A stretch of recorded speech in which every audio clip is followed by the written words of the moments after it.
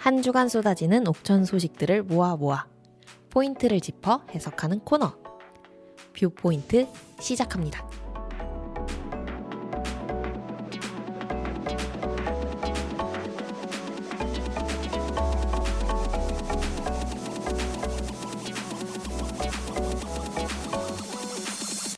네, 뷰포인트 두 번째 의제로 곧장 넘어가도록 하겠습니다. 역시 학교 이야기를 가지고 왔습니다. 학교는 작은 사회라고 말합니다. 이 말은 너무나 유명한 말이어서 우리 청취자분들도 많이 들어보셨을 것 같아요. 그리고 교육학 전공자들은 한 번씩 만나게 되는 교육학자 존 듀이 철학에서 학교는 작은 사회라는 말이 시작됐다고 해도 과언이 아닌데요.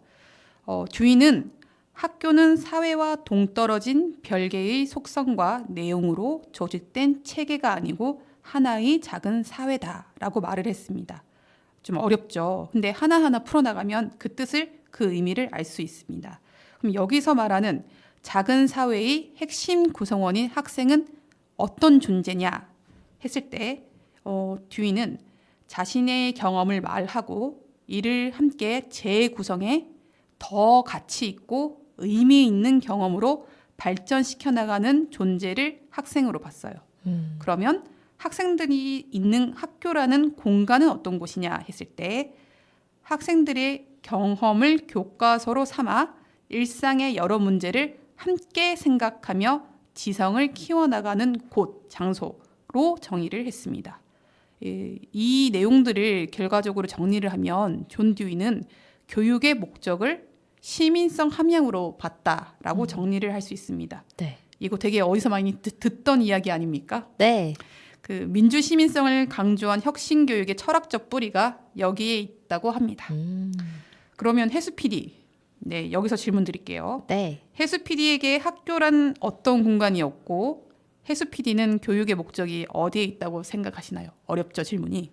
네.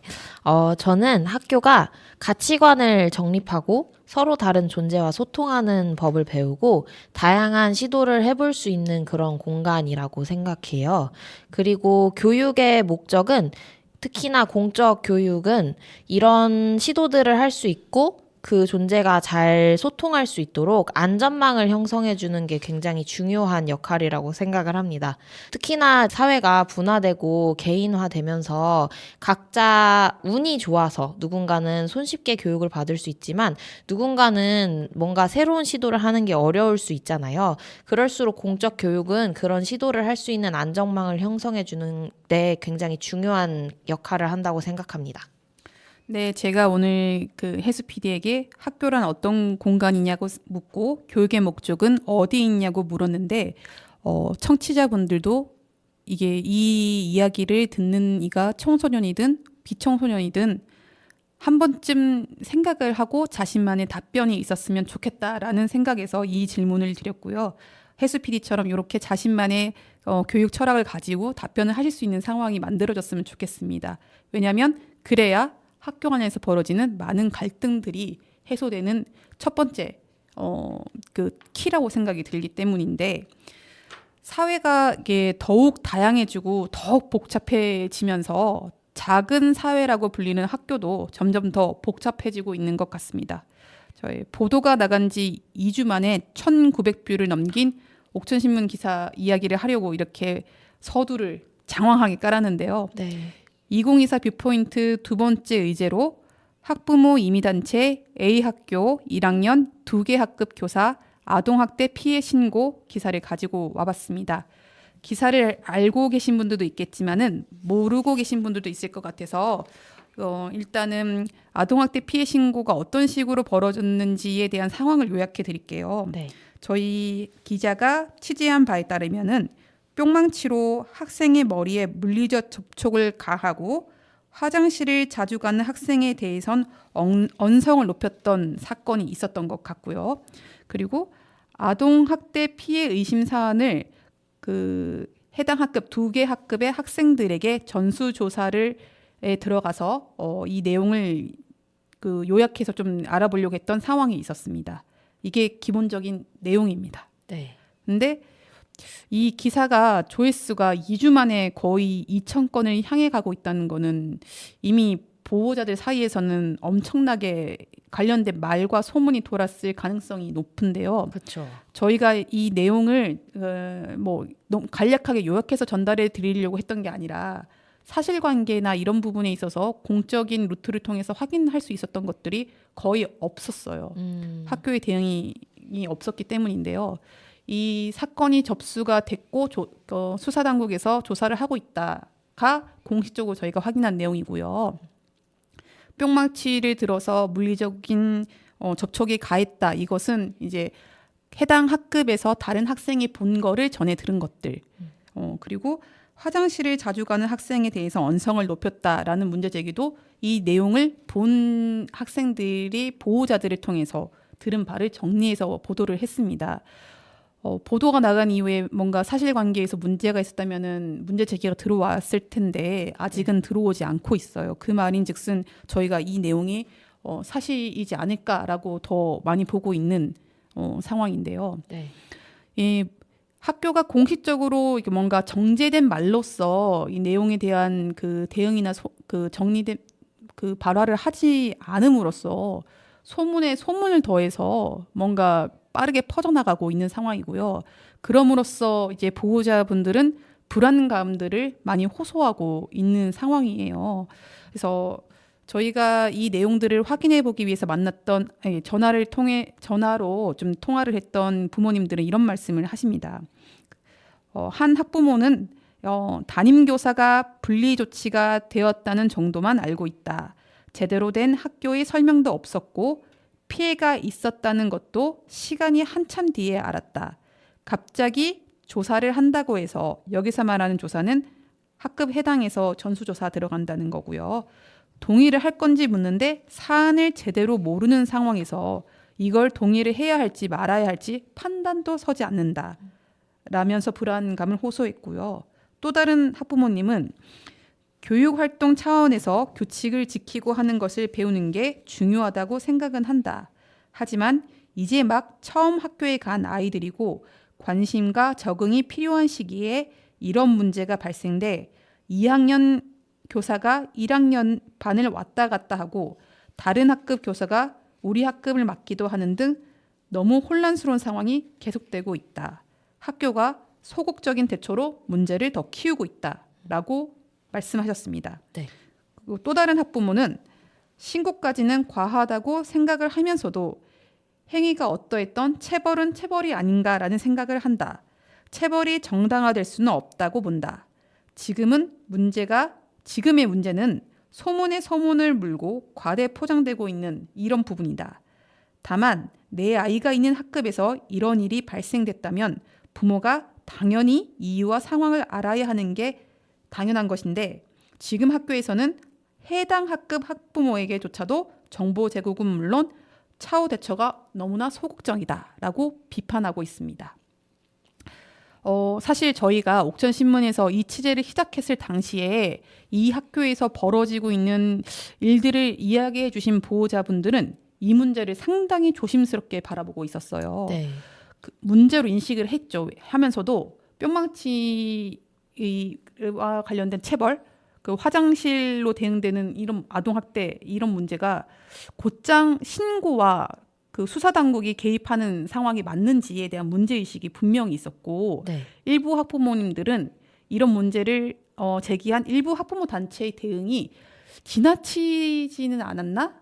라는 문제의식을 가지고 있으셨어요. 근데 저희가 체감하기에도 오히려 상황 대응이 학부모가 지나치지 않냐는 문제 제기가 조금은 더 우세했었거든요. 체감적으로. 왜냐하면은 이럴 수밖에 없는 게 지난해 교육활동을 침해당하신 사례로 스스로 조금 목숨을 끊으신 사건으로 전국이 들썩거렸던 사건이 있었잖아요. 그렇죠. 그렇다 보니까 이제 학교가 이 상황에서 어떻게 대응하고 있고 학교에 공식적인 이 뭐 발화가 있을 때까지 좀 자중하면서 지켜볼 필요가 있다. 일희일비하지 말자. 이런 여론이 조금 더 우세했는데 이게 한 달이 넘도록 뭔가 공식적인 대응이나 설명이 없으니 점점 여론이 뒤집히더라고요. 처음에는 뿅망치 든 것만 가지고 이게 아동학대가 돼? 뿅망치로 머리를 콩 때린 것도 아동학대는 맞지 않냐? 이런 식으로 이제 뭔가 갑론을박이 오가긴 했어도 이것을 경찰에 바로 신고한 것은 뭐 학교 차원에서 교육계 차원에서 대응할 수 있는 그 여지나 이런 것들을 아무것도 주지 못했던 상황은 아닐까라는 여론이 분명히 있었거든요. 근데 홀라당 뒤집혔습니다. 네. 이런 상황에서 좀 짚어봐야 될 거는 아동학대처벌법인데요. 그 아동학대처벌법을 학교 안으로 가지고 들어올 때부터 초창기 때부터 교육계와 법 쪽에는 입장 차이가 분명히 있었다고 합니다. 그러니까 현행 매뉴얼을 보면은 학교는 아동학대 정황을 파악하는 즉시 상위 기관과 경찰에 문제를 넘기도록 되어 있습니다. 그러면 당연히 경찰에 문제를 넘겼으니 이후에는 수사권이 발휘가 되겠죠. 네. 그러면 이제 학교와 교육청이 할 수 있는 일은 수사 결과를 기다리는 것밖에는 없습니다. 그 사이에 이제 뭔가 취재가 되거나 다른 학부모님들이 질의가 있을 때 이제 학교에서 할 수 있는 답변은 뭘까요? 수사 중인 사안이라 자세한 이야기를 할 수 없습니다. 뭐 이런 거 아닐까요? 맞습니다. 네. 그렇게 될 수밖에 없는 상황인데요.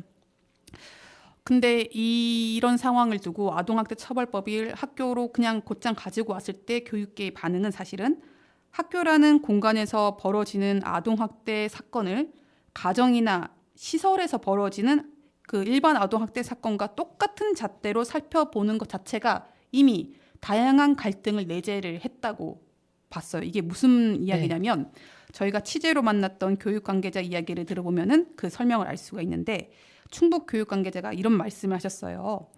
가정이나 시설, 여기서 말하는 시설은 이제 아동들이 돌봄 시설이에요. 네. 시설의 경우에는 폐쇄적인 공간이다 보니 아동 학대가 의심될 때 1차적으로는 가해자와 피해자를 나눠서 분리하는 것이 최우선적으로 해야 할 사안이 맞다. 은폐될 수 있는 사실들을 드러내야 하기도 한다. 그런데 학교라는 공간은 가정이나 시설은 굉장히 폐쇄적이어서 이런 아동학대의 사실이 가려지거나 안 보이거나 할 수 있지만 학교는 이와 달리 굉장히 공개적인 장소고 보는 사람들도 많기 때문에 이 폐쇄적인 공간에서 적용해야 될 법과 똑같은 잣대를 들이대는 것 자체가 문제가 있다고 처음부터 봤다고 해요.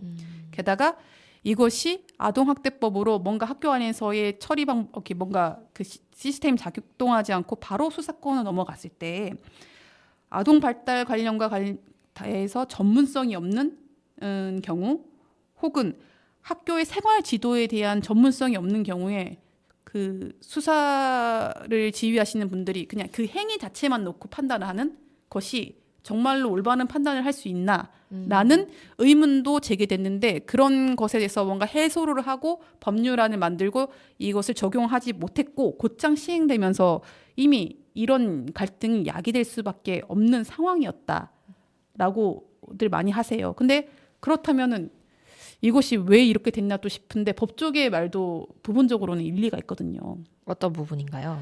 이렇게 법률안을 적용할 때 예외 조항을 많이 두는 것은 결코 바람직하지 않다는 것이 이게 법조계가 보는 시각이에요. 그래서 이 교육계가 보는 사안과 법조계가 보는 사안이 조금 충돌을 했던 상황인 건데 정리가 되지 않고 이제 뭔가 학교 현장에 바로 적용이 되면서 이런 사건들이 이제 발발하기 시작한 거죠. 그래서 사건이 알려진 초기 뭔가 이 사건을 바라보는 그 일부 아까 우리 보호자님들은 네. 이 무조건적으로 아동학대로 딱 점을 찍어놓고 매뉴얼부터 작동하는 것이 뭔가 맞지 않다고 보는 상황이 있었거든요. 네.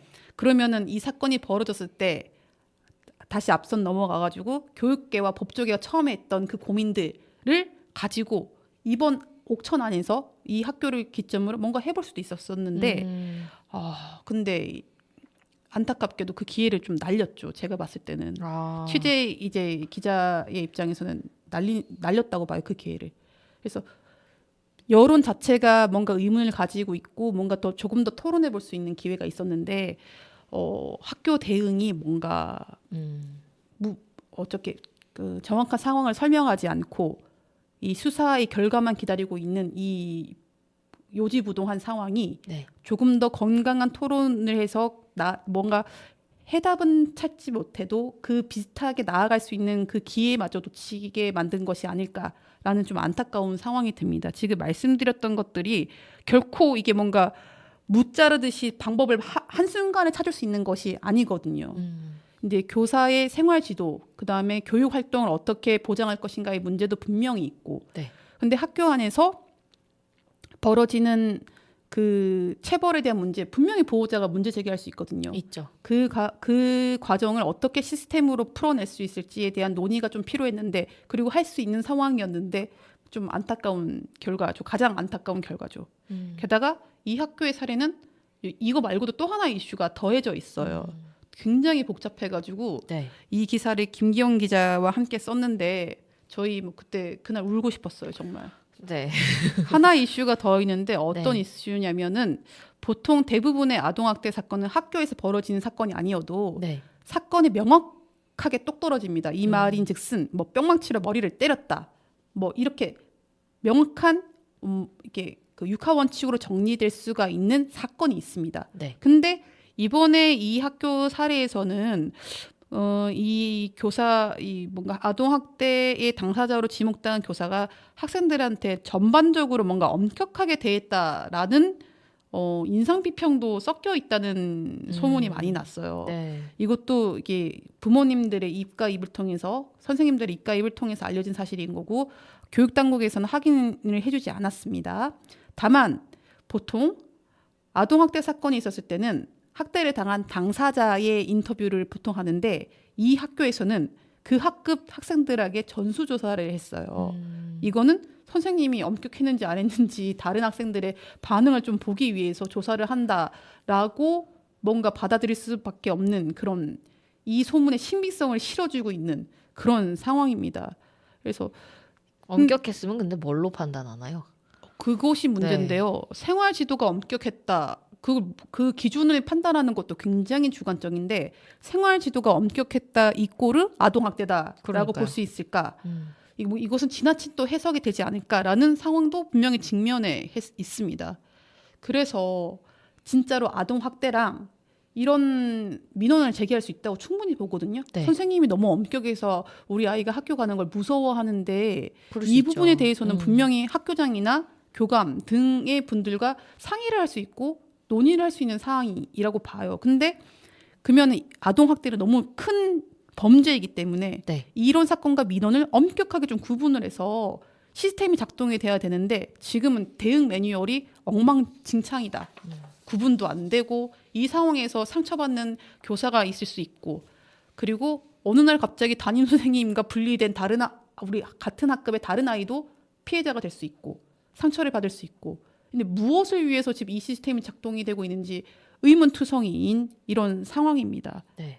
그래서 이 사건을 놓고 봐도 우리 그 학교별 민원 대응 시스템이 제대로 정착하지 못하고 있다라고 보는 게 교육계 안팎의 평가하고요. 시스템이 작동하지 않는 것이 가장 큰 문제라고 보고 있습니다. 그래서 이 사건은 A 학교뿐만이 아니라 B, C, D, E, F 얼마든지 많이 나올 수 있는 상황이라고 합니다. 그래서 제가 또 전교조 충북지부에서 5월 13일에 발표한 보도자료를 준비를 했는데, 관련된 자료예요. 네. 혜수 PD가 좀 요약해서 설명을 해준다고 합니다. 네. 전국 교직원 노동조합 충북 지부에서 낸 자료고요. 전교조 교권 보호 대책 실태 조사 결과 발표라는 제목의 보도 자료입니다. 여기서는 이제 학교 민원 대응팀 구성, 학생 분리 조치 시행이 실효성을 체감하기 어렵다는 의견이 많았다고 얘기를 해주고 있고요. 4월 30일부터 5월 8일까지 전국 유, 초, 중, 고 교사를 대상으로 학교 민원 대응팀 구성과 학생 분리 조치가 학교 현장에서 실효성 있게 운영되고 있는지 실태 조사를 진행했다고 합니다. 이 조사에 따르면 38.8%만 학교 민원 대응팀을 구성했다라고 밝혔고요. 구성되지 않았다 또는 구성 여부를 모른다는 답변은 61.1%에 달했다고 합니다. 또한 민원 대응팀이 구성되었더라고 하더라도 교사가 대응팀 실무 책임을 맡고 있어서 관리자의 의식 및 태도에 따라 학교별 운영차가 크다는 문제가 있다고 합니다. 시설 및 인력 충원을 위한 구체적인 방향 제시 등 실질적 지원 방안이 마련될 필요가 있다는 지적인데요. 교장이나 교감 등 관리자의 역할과 책임도 중요하다고 강조됐습니다. 이 실태조사에 응답한 교사의 74.2%는 제도 안착을 위해 분리학생 전담 인력 지원, 그리고 분리학생을 교육할 수 있는 공간 지원, 그리고 특수교육 심리치유 대상 학생을 위한 전문 인력 지원을 꼽았는데요. 제도 안착을 위해 가장 필요한 것이 인력 공간 전문성 확보를 위한 행재정적 지원이라는 말이었습니다.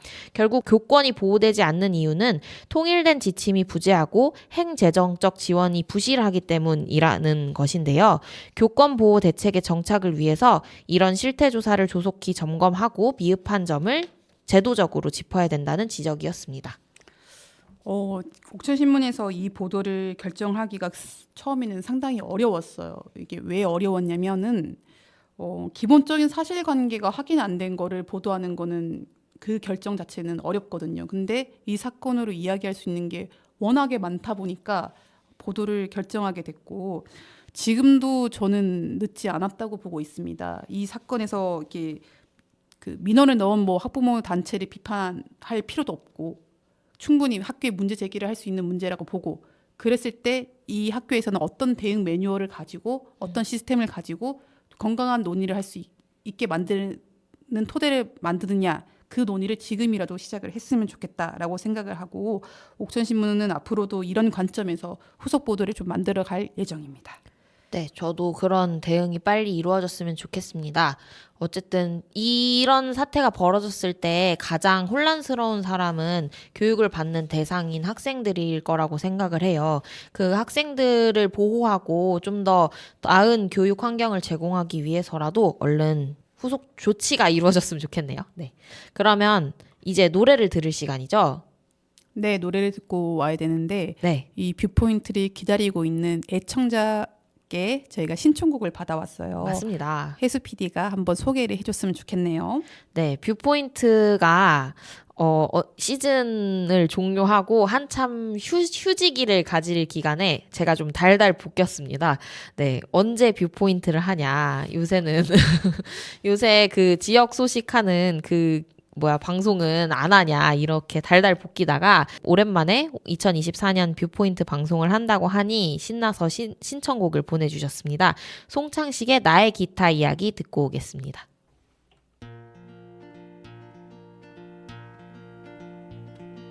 옛날 내가 살던 작은 동네엔 늘 푸른 동산이 하나 있었지. 거기엔 오동나무 한 그루하고 같이 놀던 소녀 하나 있었지. 널따란 오동잎이 떨어지면 손바닥 재어보며 함께 웃다가 내 이름 그의 이름 서로 원통 나무에다 새겨넣었지. 딩동댕 울리는 나의 기타는 나의 지난 날의 사랑 이야기, 아름답고 철모르던 지난 날의 슬픈 이야기. 딩동댕 딩동댕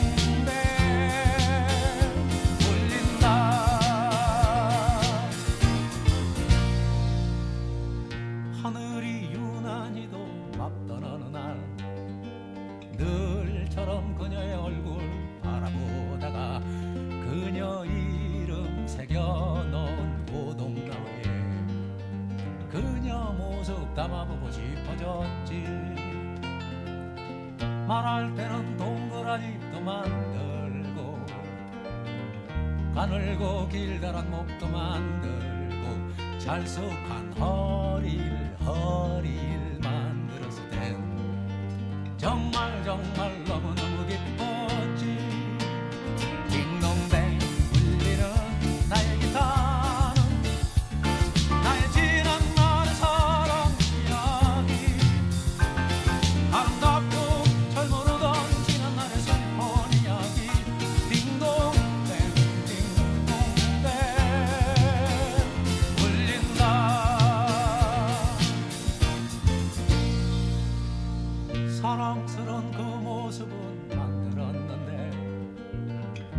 다정한 그 목소리는 어이담을까 바람 한 줌 잡아 불어넣을까 냇물 소리를 떠다 넣을까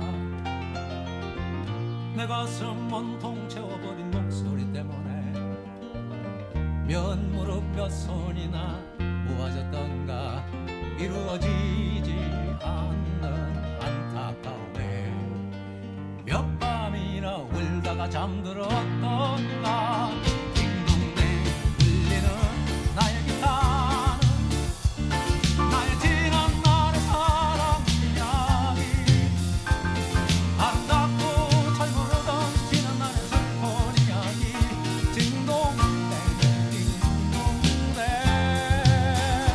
울린다